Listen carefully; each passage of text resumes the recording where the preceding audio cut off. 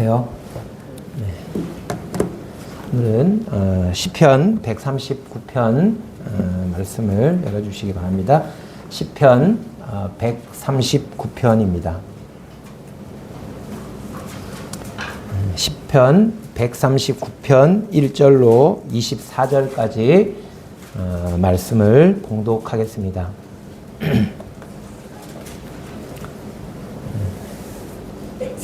시편 139편.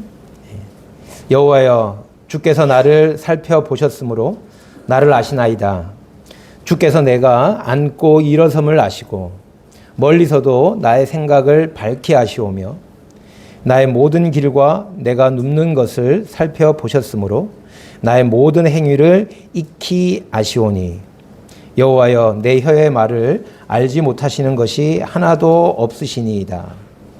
주께서 나의 앞뒤를 둘러싸시고 내게 안수하셨나이다.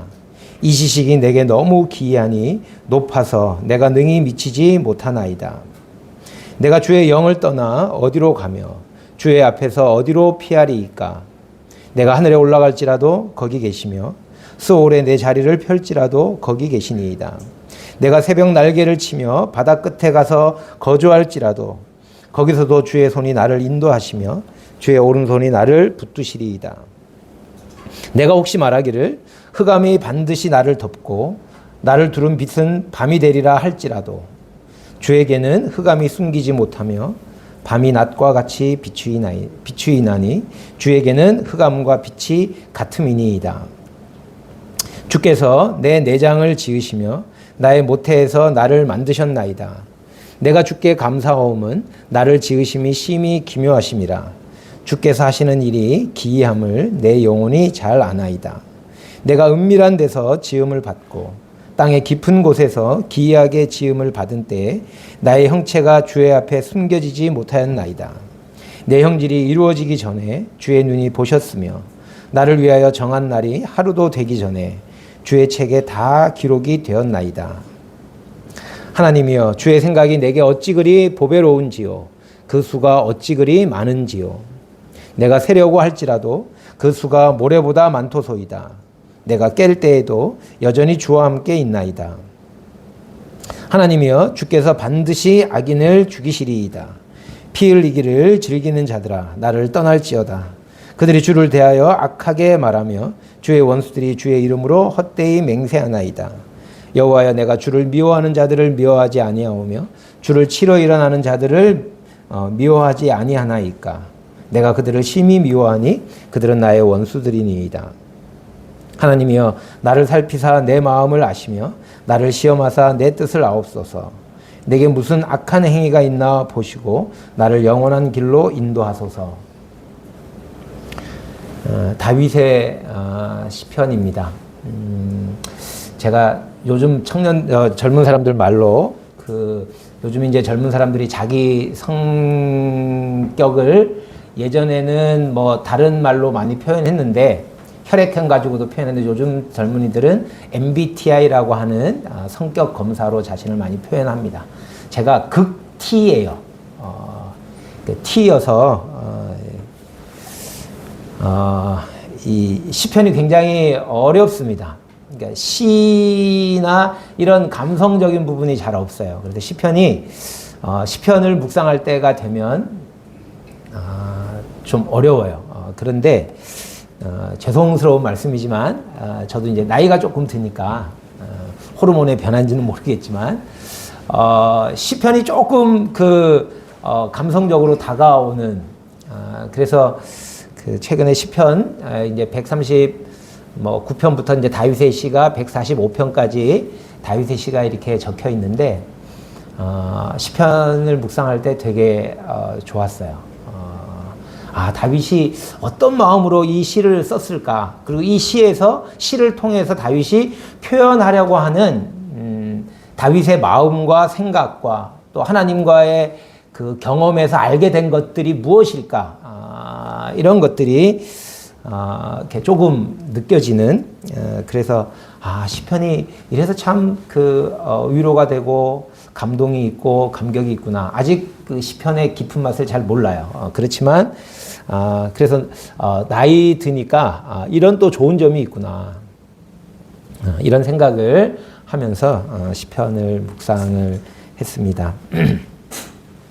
다윗이 이 139편을 통해서 그 어떤 것을 표현하려고 했을까? 시를 쓸 때 뭐 보통 그런다 그러잖아요. 시상이 막 떠오르면 그 시상을 바탕으로 해서 막 시를 이제 쓰는데 저는 시를 써본 적이 거의 없어서 그 잘 못 느끼지만 다윗에게도 뭔가 어떤 이 시를 쓰고자 하는 뭔가가 떠올랐던 거죠. 그런 경험이 있었던 거예요. 그런 뭔가 깨달음이 있었던 거예요. 그런 무언가를 겪은 거죠. 근데 그것을 표현을 한 겁니다. 시로. 이게 무슨 논리적인 글이 아니잖아요. 근데 시로 어떤 걸 표현하려고 했을까? 그걸 생각하면서 139편을 함께 묵상해 보면 좋겠습니다. 시는 보통 이렇게 좀 형식을 갖추잖아요. 잘 모르겠지만 이게 24절까지 있습니다. 근데 잘 보시면 6절씩 4개의 연으로 구성되어 있습니다. 1절부터 6절, 7절부터 12절, 13절부터 18절, 19절부터 24절 4개의 연으로 구성이 되어 있고요.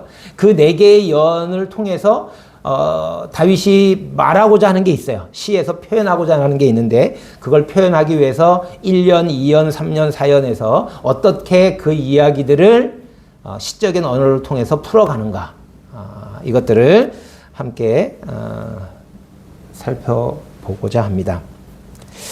1절부터 읽어보면 여호와여 주께서 나를 살펴보셨으므로 나를 아시나이다. 주께서 내가 앉고 일어섬을 아시고 멀리서도 나의 생각을 밝게 하시오며 나의 모든 길과 내가 눕는 것을 살펴보셨으므로 나의 모든 행위를 익히 하시오니 여호와여 내 혀의 말을 알지 못하시는 것이 하나도 없으시니이다. 이 표현을 통해서 다윗이 표현하고 싶었던 게 뭘까요? 하나님이 나를 다 아신대요.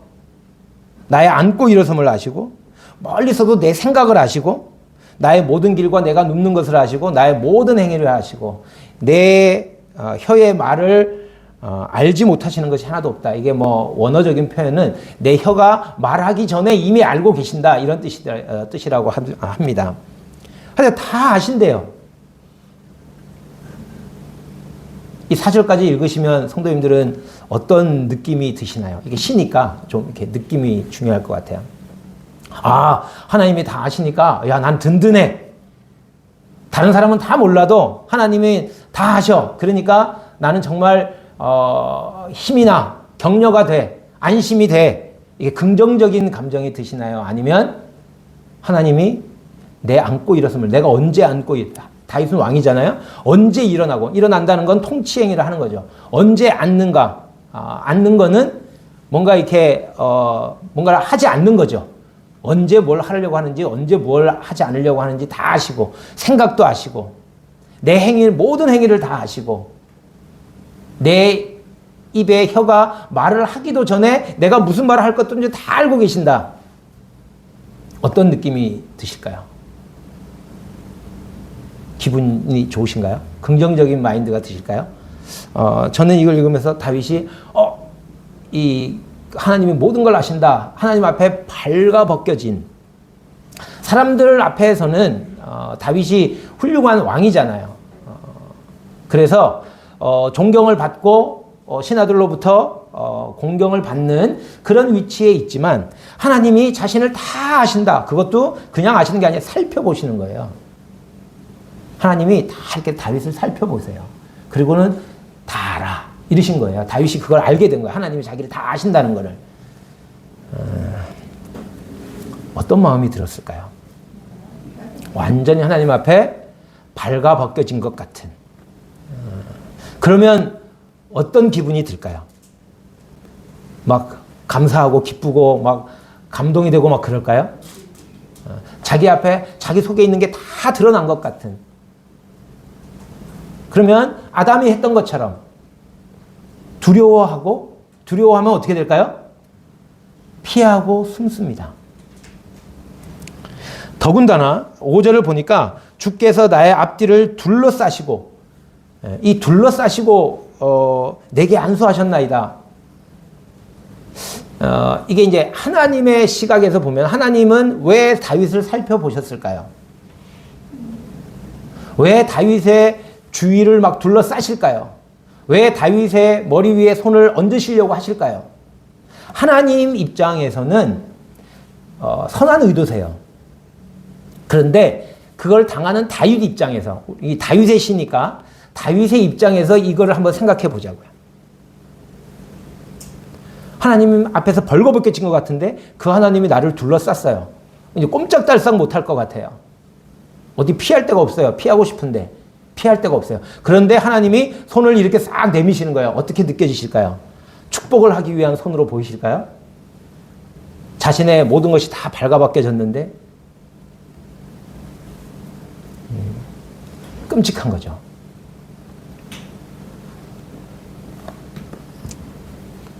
육 절에 이 지식이 내게 너무 기이하니 높아서 내가 능히 미치지 못하나이다. 도대체 하나님이 왜 이러시는가? 이해가 안 되는 거죠. 두려운 거예요. 어떤 이 시편을 읽으면서 어떤 장면이 떠올랐냐면 구약에서는 이 장면이 떠올랐습니다. 시내산에 하나님이 강림하셨어요. 백성들이 어떤 마음이 들었을까요? 하나님께서 왜 강림하셨냐 하면 그들 중에 거하시고 그들을 자신의 백성으로 삼으시고 하나님은 그들의 하나님이 되셔서 그들과 함께 거하시기 위해서 하늘에서 사람들이 거하는 산으로 내려오셨어요. 그리고 그들에게 말씀하셨습니다. 그 하나님의 영광을 그 시내산에서의 그 광경을 묘사한 장면들을 보잖아요. 산이 떨리고 산이 흔들리고 구름이 둘러싸고 흑암이 임하고 그런 걸 보면서 그리고 하나님이 말씀하시는 거예요. 그 말씀 소리를 들으니까 이스라엘 백성들이 죽을 것 같아요. 그 하나님 앞에 자신들이 다 노출이 되는데 그게 어떤 모습일까요? 훌륭하고 아름다운 모습일까요? 하나님 앞에 이렇게 드러나서 훌륭하고 아름다운 인생이 어디에 있나요? 죽을 것 같거든요. 그래서 모세에게 제발 하나님 우리에게 직접 말씀하게 하지 마. 우리로 하여금 하나님의 음성을 직접 듣게 하지 말라. 죽을 것 같다. 당신이 가서 대신 듣고 우리에게 전해달라. 하나님이 그것을 받으셨어요. 그러면서 뭐라고 하죠? 지금처럼 하나님을 경외해라. 그들이 하나님을 경외하는 마음이 들었거든요. 구약에서는 그 장면이 떠올랐습니다. 하나님이 나타나셨을 때 자신들의 모습, 더럽고 추악한 모습들이 드러난 거죠. 하나님의 눈앞에 인생이 그 선하게 보이는 인생이 아무도 없습니다. 그래서 숨고 피하고 싶은 거예요. 신약에서 이 장면이 떠올랐습니다. 베드로가 누가복음 5장에 밤새도록 고기를 잡았는데 한 마리도 잡지 못했어요. 이게 주님께서 오셔서 그 배를 빌리시고 무리들에게 말씀을 가르치셨어요. 그리고 나서 베드로에게 깊은 데로 가서 그물을 던져라. 밤새도록 한 마리도 못 잡았는데 말씀에 의지해서 가가지고 그물을 내렸더니 고기가 엄청 많이 잡힌 거예요. 깜짝 놀랐죠. 베드로뿐만 아니라 베드로와 함께했던 그 친구들이 다 깜짝 놀랐습니다. 그때 보인 베드로의 반응은 뭐였나요?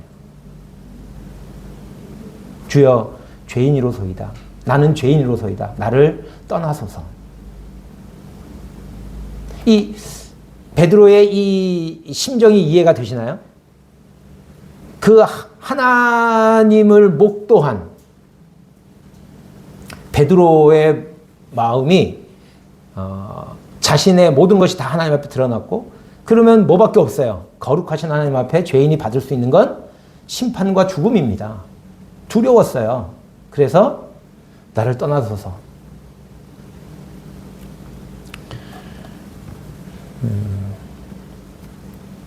다윗도 그런 경험을 하지 않았을까.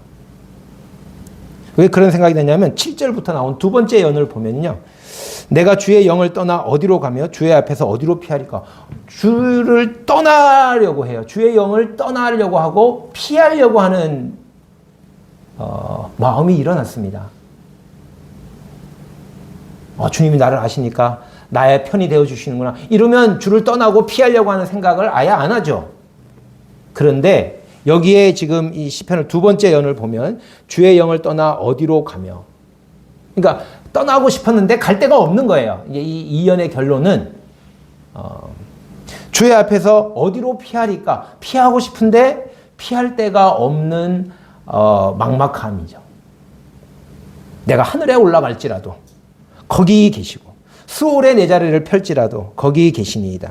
내가 새벽 날개를 치며 바다 끝에 가서 거할지라도 거기 가면 하나님이 모르시겠지, 하나님이 하나님에게서 숨을 수 있겠지 했는데, 거기서도 주의 손이 나를 인도하시며 주의 오른손이 나를 붙드시리이다.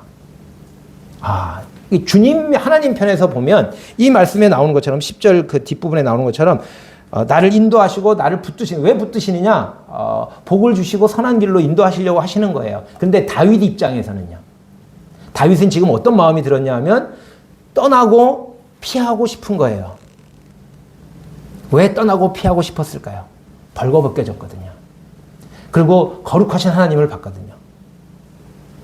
죄인인 자신을 봤거든요. 그 앞에 있을 수가 없는 거예요.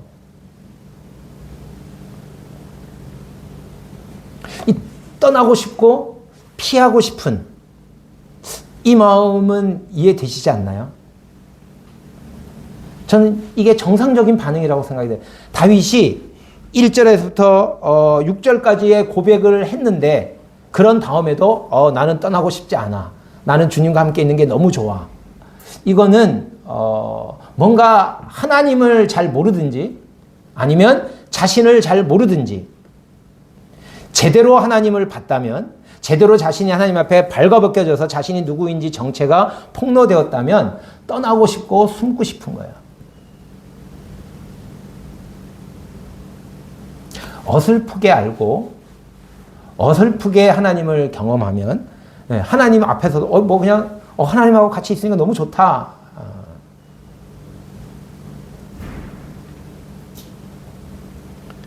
이런 생각을 할 수 있는 거예요. 꼭 이 말씀하고 어울릴지 모르겠지만 변화산에서 베드로가 여기가 좋사오니 그랬어요. 하나님 예수님께서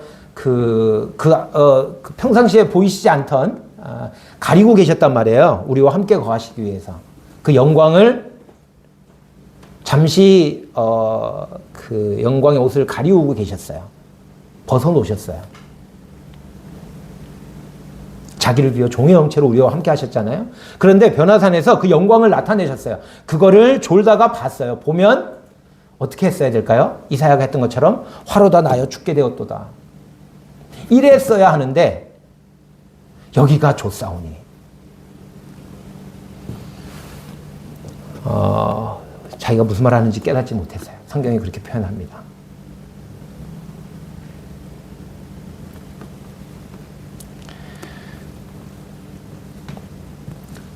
피하려고 숨으려고 하는 게, 저는 정말 진지하게 삶을 사는 사람, 하나님 앞에서 1절에서부터 6절까지의 경험을 하나님이 나를 다 아신다.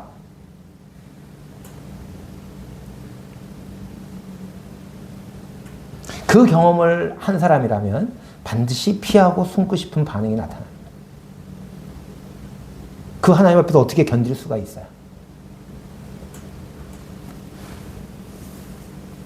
오히려 피하지 않고 숨지 않는 사람, 하나님이 함께 하시니까 좋은 거 아니야? 이런 사람들은 하나님을 알지 못하는, 그냥 좋은 거예요. 그 신약에도 오병이어의 기적을 경험했습니다. 그 오병이어의 떡을 먹었던 사람들이 어떤 반응을 보이냐 하면, 오병이어의 떡을 먹은 사람들은 하나님이 그들 가운데 나타나, 하나님이 신성을 나타내신 거잖아요. 그러면 주님 앞에 그들이 어떤 태도를 취해야 됐을까 생각할 수 있죠. 그런데 그들이 보인 태도는 정 달랐어요. 예수님을 막 찾습니다. 왜 찾을까요? 예수님을 피하고 떠나고 싶은 게 아니고, 그 영광을 나타내셨음에도 불구하고 그들이 예수님을 찾습니다. 왜 찾아요? 자기들이 먹고 사는 문제를 해결할 수 있다는 거죠. 주님이 그들이 주님에게 찾아왔을 때 주님께서 자신을 생명의 떡이라고 소개하십니다. 이 떡을 먹으면 줄이지 않는다. 그러니까 그들의 반응이 뭐였어요? 그런 떡이 있으면 주십시오.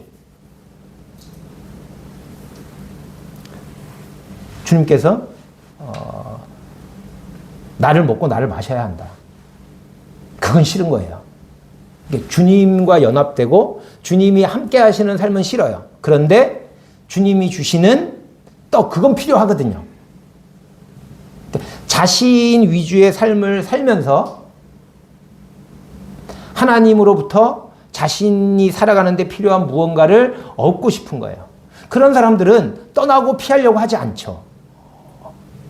주님이 함께 하시는 게 너무 좋은 거예요. 정말 주님을 본 게 맞을까요? 정말 자신이 주님 앞에서 이렇게 발가벗겨진 게 맞을까요? 그렇다면 주님과 함께하는 게 좋다라는 말이 나오는 건 이상한 반응. 아마 이 다윗이 이때 이 7절부터 이 표현을 통해서 나타내려고 했던 건 피하려고 하고 숨으려고 했는데 그럴 수가 없는 거예요. 완전히 질리는 거죠. 거기도 계셔요. 일로 도망갔는데 거기도 계셔요. 절로 도망갔는데 거기도 계셔요. 하늘로도 가고 땅으로도 가고 동쪽으로도 가고 서쪽으로도 갔는데 거기 계셔요. 11절에 내가 혹시 말하기를 흑암이 반드시 나를 덮고 나를 두른 빛은 밤이 되리라 할지라도. 여기를 가도 안 되고 저기를 가도 안 되니까 자기가 흑암이 자기를 두르고 자기가 두른 빛이 밤이 되게. 이게 어떤 표현일까? 이러면 하나님이 여기는 안 오시겠지 싶은 거죠. 흑암 속에 들어가고 밤 속에 들어가면 거기는 하나님이 오지 않으시겠지. 좀 이렇게 과장되게 표현하면 내가 그냥 죄악 속에 거하고 이방인처럼 막 살고, 다윗은 하나님을 아는 사람이잖아요. 그런데 그 임재를 피할 수가 없어서 두려움 때문에 내가 이제 막 죄를 짓고 막 이렇게 살면 하나님이 더 이상은 나를 살펴보시거나 나와 함께 하시지 않을 거 아니야? 라고 하는 생각. 그것을 흑암과 밤으로 표현한 게 아닐까. 오죽하면 이렇게 했겠냐고요. 하나님이 정말 질려버리도록 정말 집요하게. 근데 12절에 보니까 주에게서는 흑암이 숨기지 못하며 밤이 낮과 같이 비추이나니 주에게는 흑암과 빛이 같습니다. 그 흑암 속에 들어가고 밤 속에 들어가면 거기는 하나님이 함께 하시지 않을 줄 알았어요. 거기는 하나님이 안 오실 줄 알았다고요. 그런데 소용없어요. 떠오르시지 않나요? 무슨 말씀이? 저는 그게 떠올랐어요. 10편 읽으면서. 하나님의 사랑에서 끊을 수 없다. 무엇도요. 천사도 뭐도 사망도 죄악도 뭐도 하나님의 사랑에서 끊을 수 있는 게 없어요. 이렇게 하면 하나님이 더 이상 나를 관심 가지지 않겠지. 더 이상 나를 찾아오시지 않겠지. 그러면 내가 좀 숨을 쉴 텐데. 그게 숨을 쉬는 게 사는 게 아니라 죽는 길인데. 어쨌든 그런 장면에서는 거룩하신 하나님과 죄인인 내 모습이 드러났고 그곳에는 사망의 선고밖에 없어요. 이걸 돌이킬 수가 없습니다. 하나님의 선언이거든요.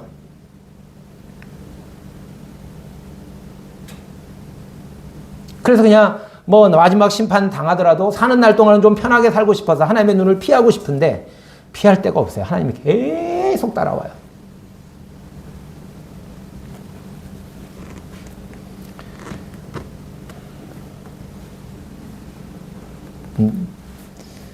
다윗이 그런 자신의 그 경험을 표현한 게 아닌가라는 생각이 듭니다.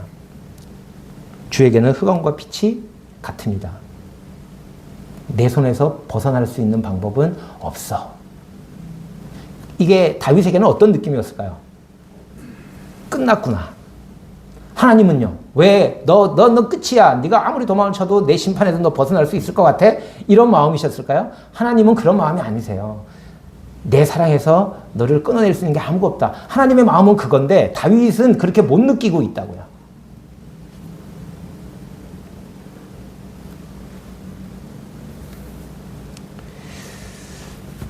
그런데 이제 13절 이하에서 세 번째 연이 시작이 되는데 이 다윗이 놀라운 걸 깨달은 것 같아요.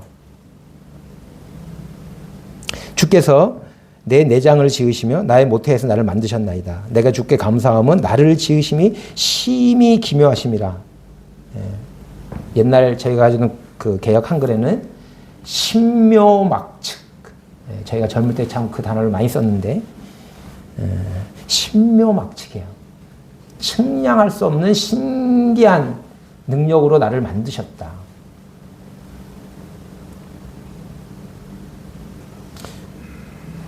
15절에 보니까 내가 은밀한 데서 지음을 받고 땅의 깊은 곳에서 기이하게 지음을 받은 때에 나의 형체가 주의 앞에 숨겨지지 못하였나이다.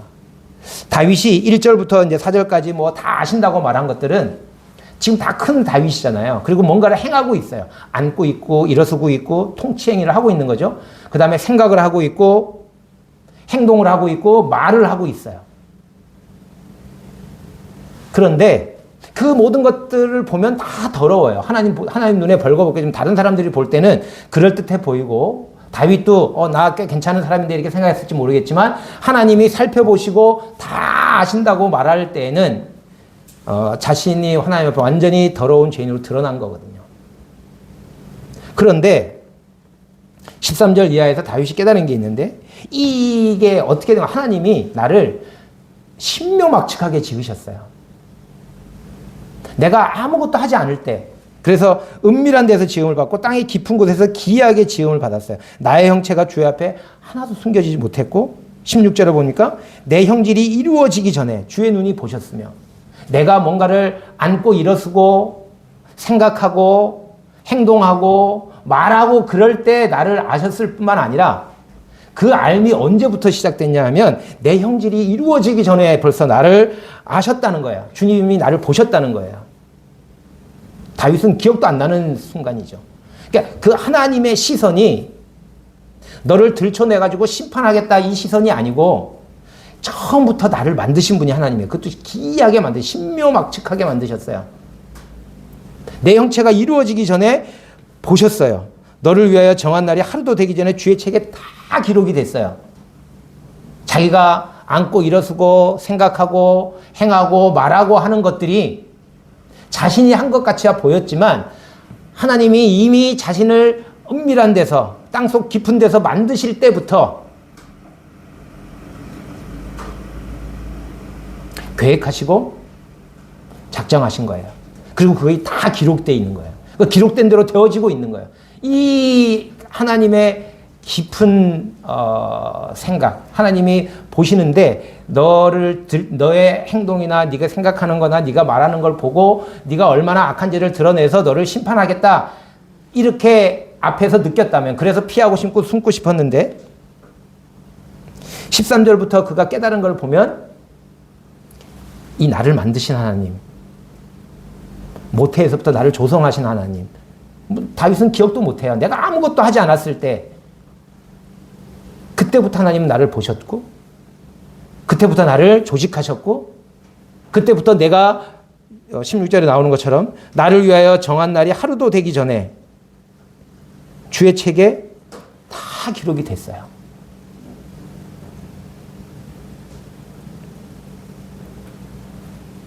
그걸 알게 된 거예요. 나를 신묘막측하게 창조하신 하나님. 17절에 하나님의 주의 생각이 자기를 옥죄는 것 같았는데 뭐라고 고백하냐면 주의 생각이 내게 어찌 그리 보배로우신지요. 구수가 어찌 그리 많은지요. 그 주님의 나를 살피시는 눈길이 자기가 앉고 일어서고 생각하고 행하고 말하는 것 이걸 보고 하나님이 다윗 이놈 너 좀 괜찮은 사람인 줄 알았더니 네가 앉고 일어서는 거 네가 생각하는 거 네가 행하는 거 말하는 거 보니까 너 완전히 문제투성이구만. 다윗은 그게 다 폭로된 줄 알았어요. 그러니까 피하고 숨고 싶었단 말이에요. 근데 피하고 숨을 방법이 없어요. 왜 나를 이렇게 집요하게 쫓아다니시며 나를 괴롭히십니까? 이랬는데 주님 언제부터 나를 보고 계셨냐 하면 내 형체가 이루어지기도 전부터. 내 형질이 이루기 전에 주의 눈이 보셨으며. 나를 만드신 분이 주님이야. 나를 이 모양으로 이런 생각하고 이렇게 행하고 이렇게 악하고 이렇게 이런 존재로 만드신 분이 하나님이시라고요.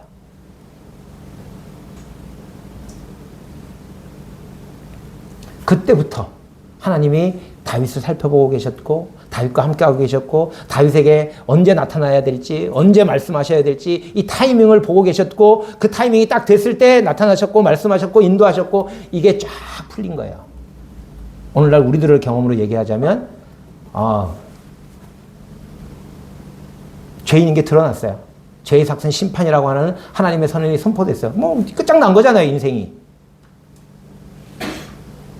그런데 거기에 십자가가 딱 등장해요.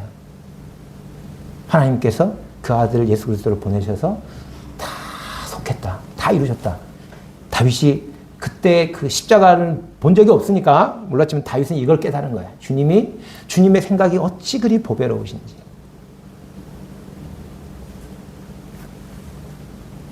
내가 세려고 할지라도 그 수가 모래보다 많도소이다. 그 수가 모래보다 많으면 주의 생각이 이렇게 치밀하면 막 갑갑하고 그전까지는 그랬단 말이에요. 여기를 가도 계시고 저기를 가도 계시고 내가 흑암에 숨고 밤으로 들어가면 거기는 안 오시겠지 했는데 거기도 계시고 네가 뭔 짓을 해도 내 손길을 피할 수가 없어. 하나님은 그게 사랑이었는데 다윗은 이 족쇄였거든요. 그 하나님의 족쇄를 피할 방법이 없었어요. 그런데 그게 사랑으로 느껴지기 시작한 거야. 어떻게 해요? 자기를 신묘막측하게 지으신 자기 형질이 이루어지기 전에 자기를 보셨고 내가 뭔가를 하기도 전에 정한 일이 하나도 되기 전에 이미 주의 책에 다 기록되었다고 하는 이 놀라운 은혜를, 이 놀라우신 하나님을 발견하고 나서 주의 생각이 내게 어찌 그리 아름다운지요. 보배로운지요.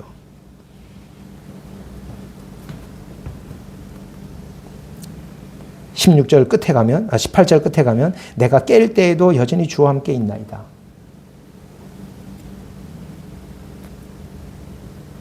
그러니까 아마 이 그 13절부터 나오는 이거를 꿈속에서 어쩌면 꿈 같은 경험을 통해서 깨달은 것. 이게 어떤 사건에서 다윗이 이걸 깨달았는지는 모르겠지만 다윗은 어쨌든 주님과 이런 경험을 한 거예요. 깰 때에도 주와 함께 있나이다. 이 주와 함께 있나이다가 여기 가도 계시고 저기 가도 계시고 이거 보통 우리가 그 어려운 용어로 하나님의 편재 어디나 계시다. 반대로 얘기하면 무소부재 계시지 않는 곳이 하나도 없다 이렇게 표현하는데 그 어디나 계시고 편재하시고 무소부재하신 그 하나님이 얼마나 무겁고 두렵게 느껴졌겠냐고요. 그런데 지금은 뭐예요? 내가 깰 때에도 여전히 주와 함께 있나이다. 이것도 그렇게 느껴지시나요? 편재와 무소부재가 무거운 짐이 아니라 이제는 기쁨과 감사가 돼요. 이걸 임재라 그럽니다. 임재는 하나님이 함께 하시는 거잖아요. 하나님은 어디나 계세요. 그런데 어디나 계시는 하나님이 바로 여기 나와 함께 계신다는 것을 알게 되는 순간이 있어요. 그때부터 하나님의 임재가 시작됩니다. 하나님은 임재하실 때 어디나 다 계셔요. 안 계신 곳이 없으세요. 근데 그건 나와 별로 크게 상관이 없고, 그건 나를 이렇게 얽으면은 족쇄와 같이 느껴져요. 그런데 어느 순간 그 하나님이 나와 함께 하신다. 야곱이 그 도망갈 때 형 에서를 피해서 여산 중심으로 도망갈 때 이제 도중에 베개 베고 자다가 하늘 사닥다리가 오르락 내려가는 걸 보고 하나님의 약속의 말씀을 듣잖아요. 그리고 깼어요. 그리고 그가 뭐라고 고백했냐 하면 하나님이 여기 계심에 내가 알지 못했다. 근데 그때서 비로소 하나님이 여기 계시다. 자기와 함께 계시다라고 하는 것을 깨닫게 된 거죠. 하나님의 임재가 그때부터 시작이 됩니다.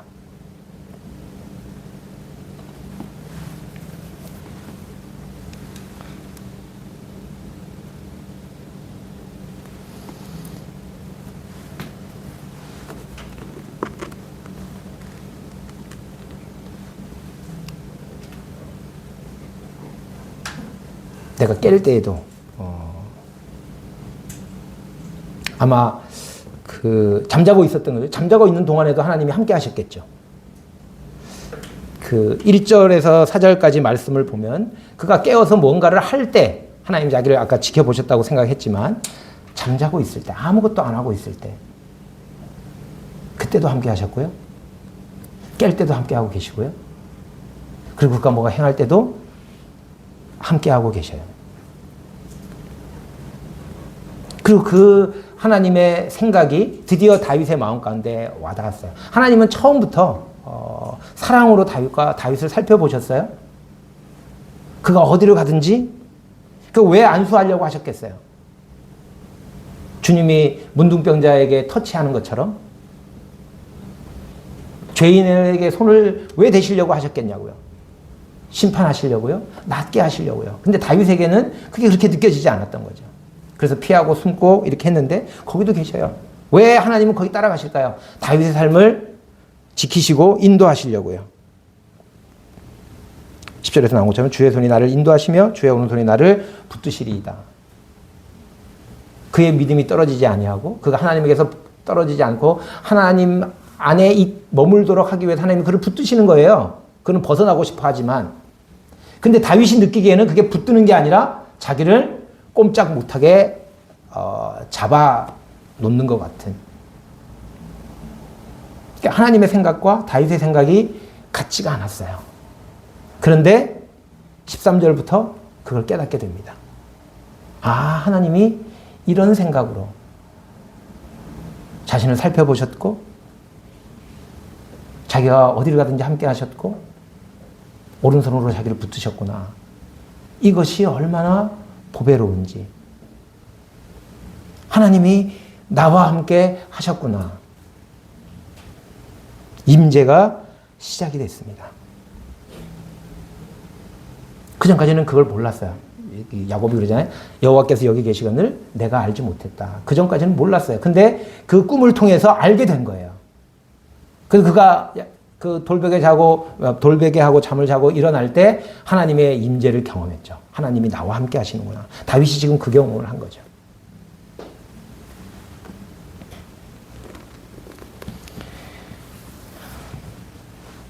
자, 그래서 이제 하나님의 임재, 하나님과 함께 하게 됩니다.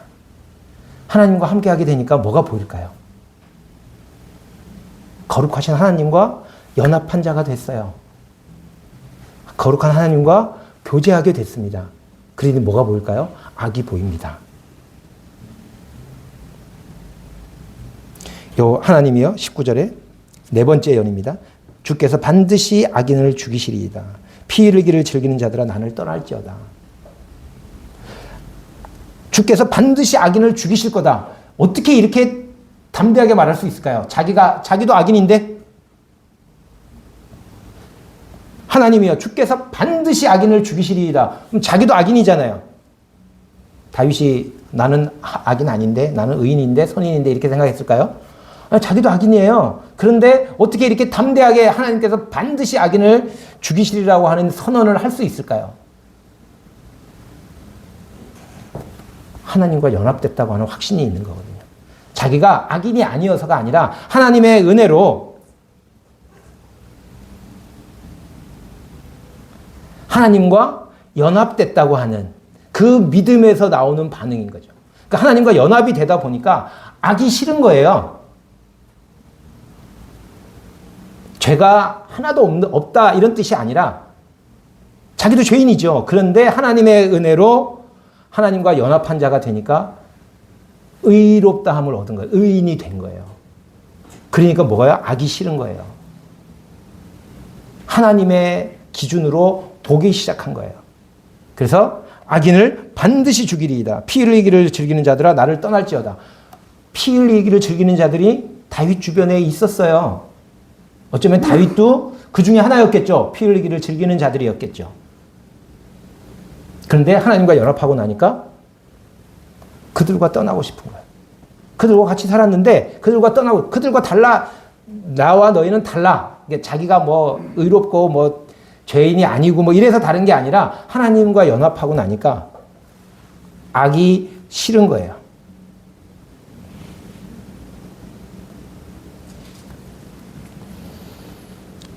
10절에 보니까 그들이 주를 대하여 악하게 말하며 주의 원수들이 주의 이름으로 헛되이 맹세하나이다.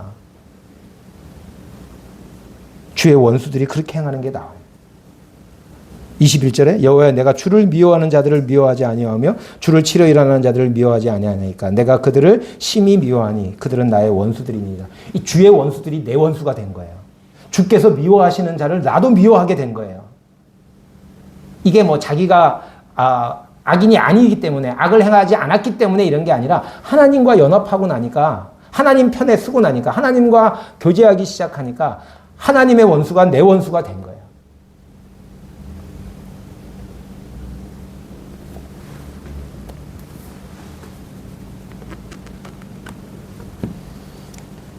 자, 이렇게 하나님과 연합하니까 하나님의 시선으로 세상을 보게 돼요.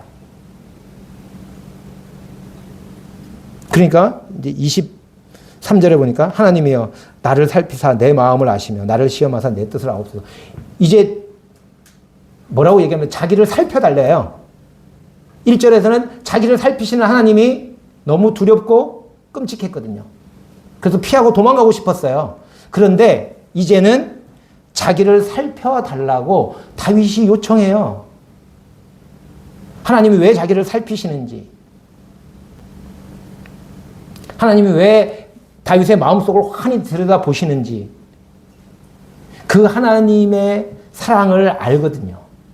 그러고 나니까 뭘 하냐면 나를 살피사 내 마음을 아시며 나를 시험하사 내 뜻을 아옵소서. 자기를 이제 막 오픈해요. 하나님 앞에 벌거벗겨지는 것 같았는데 이제 하나님 앞에 자기를 이렇게 벗어서 보여드리는 게 너무나 놀라운 은혜의 경험인 거예요. 내게 무슨 악한 행위가, 뭐 악이 하나도 없다는 게 아니에요. 내게 무슨 악한 행위가 있나 보시고, 악한 행위가 있나 보시고, 악한 행위가 있으면 어떨 건데요? 거룩하신 하나님이 진노하셔서 멸하실 거잖아요. 앞에서는 그랬거든요. 근데 지금은 어때요? 그렇지 않은 거예요. 악한 행위가, 내게 만약 악한 행위가 있다면 내가 악인이고, 내가 원수고, 내가 죽임을 당해야 될 존재인 거죠. 하나님은 그 악을 다 제하여 버리고 나를 어떻게 해요? 영원한 길로 인도하소서. 하나님이 그 악을 내 속에 악한 행위가 있나 보시고 악한 행위가 있으면 어떻게 해요? 그걸 다 제거하실 거예요. 그래서 나를 어떻게 해요? 영원한 길로 인도하시는, 그러시려고 우리를 살피시는 그 하나님을 알게 되면서 자기를 하나님 앞에 오픈하기 시작합니다. 하나님 내 깊은 곳까지 살펴보세요. 그리고 악한 것이 있으면 주님 처리해 주세요.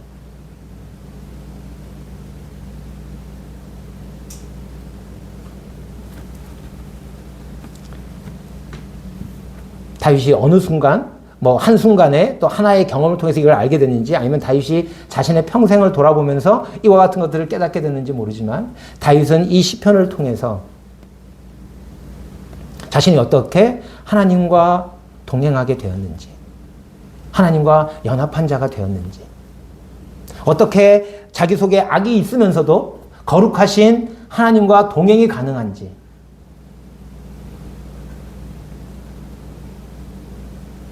자신이 어떻게 그런 삶에 이르게 됐는지 그 과정을 말해주고 있습니다. 신약의 구원받은 그리스도인들의 경험과도 비슷합니다. 우리는 어디 지점쯤에 1년, 2년, 3년, 4년이 있는데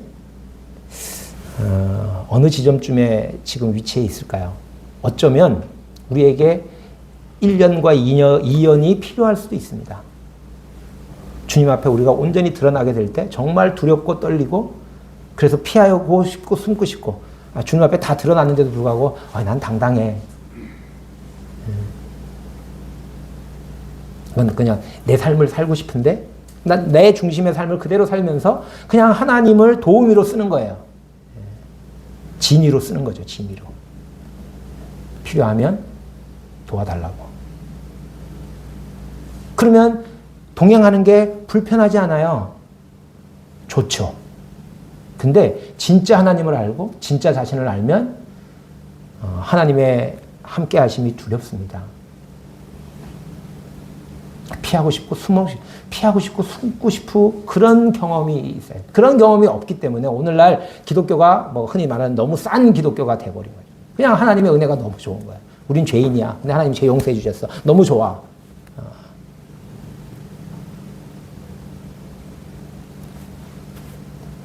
그럼 그 하나님과의 연합의 비밀을 모르는 거예요. 알 수가 없죠. 피하고 숨고 싶었어야 했어요. 근데 막 피하고 숨고 막 별짓을 다 한 거죠. 막 흑암이 나를 두르게 하고 막 낮이 밤이 되게 만들고 막 이러면 안 될 줄 알았는데 근데 그래도 하나님의 사랑에서 끊을 수 없다는 걸 발견하게 되고 그리고 왜 어떻게 해서 그런 집요한 사랑이 가능했는가?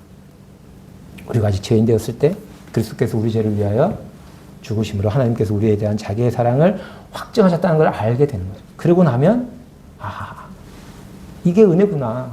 죄가 더한 곳에 은혜가 넘치는구나.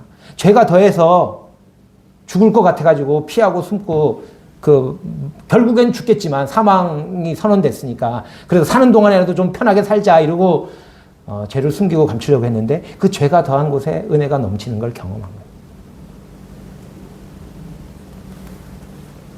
그러면서 영생을 얻을 뿐만 아니라 영생을 누리기 시작했습니다. 다윗이 시편을 통해서 이 시편 139편을 통해서 그것을 표현하려고 했던 게 아닌가. 그래서 어떤 분들은 이 시편의 백미, 다윗의 시편, 다윗이 70몇 편을 썼다 그러는데 가장 아름다운 시편을 139편을 꼽습니다. 그가 많은 고난과 어려움들을 겪으면서 죽을 위기를 넘기면서 그 하나님 앞에서 씨름하면서 사도 바울이 오라 나는 공고한 사람이 그거 할 때 죄 짓고 살았던 게 아니에요. 사도 바울 열심히 복음 전하고 교회 개척하고 그러고 살면서도 오라 나는 공고한 사람이라도 이 사망의 몸에서 누가 나를 건져내리 이렇게 막 싸웠거든요. 그런 과정에서 발견한 거예요. 찬송하리로다.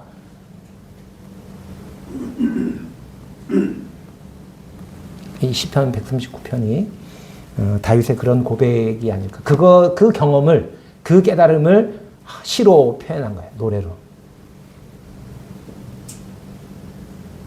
우리도 이런 시편을 기록할 수 있으면 1년에서 사연으로 갑자기 뛰지 않고요. 이 과정을 사람마다 다르게 주님이 인도하실 수도 있다고 생각이 들지만 그러나 어떤 경우에도 이 1년, 2년, 3년, 4년이 형태는 다를지 모르지만 하나님과 연합한 사람들, 하나님과 사귀며 사는 사람들, 영생을 누리는 사람들에게는 동일하게 경험되는 것이 아닐까라는 생각을 하게 됩니다. 그래서 다윗의 시편을 여기다가 딱 성경에다가 기록하셔가지고 오늘날 우리들에게까지 읽게 하시는 게 아닐까. 우리는 어떤 경험들을 하고 지금 살고 있는지 1년의 모습에 멈춰 있을 수도 있고요. 아니면 지금 2년에서처럼 발버둥치고 있을지도 모르고요. 아니면 3년에 남아있는 것처럼 그 주의 그 생각이 얼마나 보배로운지를 깨닫게 되는 그 감격의 순간에 있을 수도 있고요. 아니면 4년에처럼 하나님과 연합한 자로서 주의 원수가 내 원수가 되고 주님 앞에 내 악이 드러나는 것이 하나도 두렵지 않은 거예요. 이제는 뻔뻔해서 그런 게 아니고요. 주님과 연합한 교제를 통해서 주님이 나를 영생으로 인도하실 거라고 하는 확신을 갖고 있기 때문에 오히려 나를 살펴달라고 나를 좀 속속들이 알아주세요 라고 얘기할 수 있는 우리는 어느 단계에 있는지 그리고 이런 고백과 시편을 우리도 남길 수 있으면 좋겠다는 마음이 들었습니다.